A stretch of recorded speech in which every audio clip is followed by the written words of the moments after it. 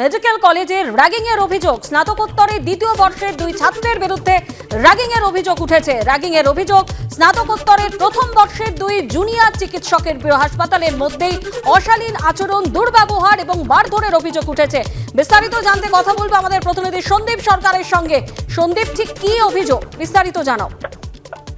দেখো, অর্থোপেডিকের স্নাতকোত্তরে দুই ডাক্তারি পড়ুয়া তারা অভিযোগ জানিয়েছেন ওই স্নাতকোত্তরেরই অর্থোপেডিক বিভাগের আরো দুই ডাক্তারি পড়ুয়ার বিরুদ্ধে। অভিযোগ হচ্ছে যে তাদের সঙ্গে অশালীন আচরণ, তার সঙ্গে শারীরিক নিগ্রহ এবং দুর্ব্যবহার এবং অভব্যতা করা, ওটির মধ্যে মারধর, ইলেকট্রিক কেটলি, জলের বোতল দিয়ে মারধর করা, ওটির সরঞ্জাম দিয়ে শারীরিকভাবে নিগ্রহ করার অভিযোগ উঠেছে। তার পাশাপাশি এমনও অভিযোগ উঠেছে যে একটি ওয়ার্ডের মধ্যে হাসপাতালের কর্মী, নার্স, রোগী এবং পরিজনদের সামনে মারধর করা হয়, যাতে এক পড়ুয়া অচৈতন্য হয়ে পড়েন। এরকম দিনের পর দিন ধরে চলে আসছে। এই অভিযোগ তারা লিখিত আকারে হাসপাতাল অধ্যক্ষকে জানিয়েছেন এবং ছাত্র সংসদের তরফেও লিখিতভাবে অধ্যক্ষ জানানো হয়েছে। হাসপাতাল কর্তৃপক্ষ জানিয়েছেন যে গুরুতর অভিযোগ, এ বিষয়ে তদন্ত করার জন্য অ্যান্টি র্যাগিং কমিটির কাছে বিষয়টি পাঠানো হয়েছে। ধন্যবাদ। আর জয়নগরে প্রশাসনিক সভা থেকে একাধিক বিষয় নিয়ে মন্তব্য করেন মুখ্যমন্ত্রী মমতা বন্দ্যোপাধ্যায়। সেখানে রাম মন্দির প্রসঙ্গে তিনি বলেন, নির্বাচনের আগে গিমিক শো এর মতো রাম মন্দির তৈরি করা হচ্ছে, কিন্তু তার জন্য ধর্মের বিভেদ করা চলবে না। তৃণমূল কংগ্রেস সবাইকে নিয়ে চলে, একতার কথা বলে, আমি কোনোদিন ভাগাভাগি করতে দেব না। জয়নগরের প্রশাসনিক সভা থেকে মন্তব্য মুখ্যমন্ত্রী মমতা বন্দ্যোপাধ্যায়।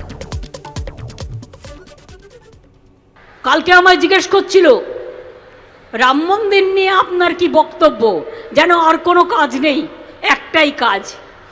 আমি বললাম, ধর্ম যার যার নিজের, উৎসব কিন্তু সবার। আমি সেই উৎসবে বিশ্বাস করি যে উৎসব সবাইকে নিয়ে চলে, সবাইকে নিয়ে কথা বলে, একতার কথা বলে। আপনারা করছেন, করুন না, কে আপত্তি করেছে? আপনারা কোর্টের আন্ডারে করছেন, ইলেকশনের আগে একটা গিমিক শো করবেন বলে আমার কোনো আপত্তি নেই তো। কিন্তু তাই বলে অন্য সম্প্রদায়ের মানুষকে অবহেলা করা, এটা কারো কাজ নয়।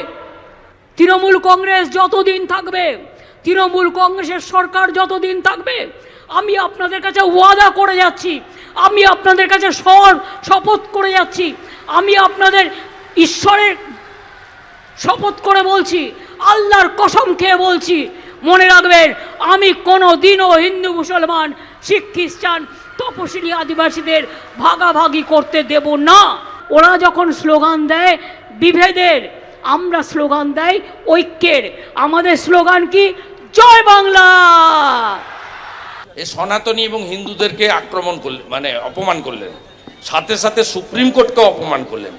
সুপ্রিম কোর্ট সব পক্ষের কথা শুনে রাম মন্দিরকে তার জায়গায় যেমন অ্যালাউ করেছেন, তেমনি ইসলাম ধর্ম যারা মানে তাদের জন্য আলাদা করে সরকারের 25 একর জায়গা অ্যালট করেছেন, 10 একর জায়গা অ্যালট করেছে সরকার, উত্তরপ্রদেশ সরকার।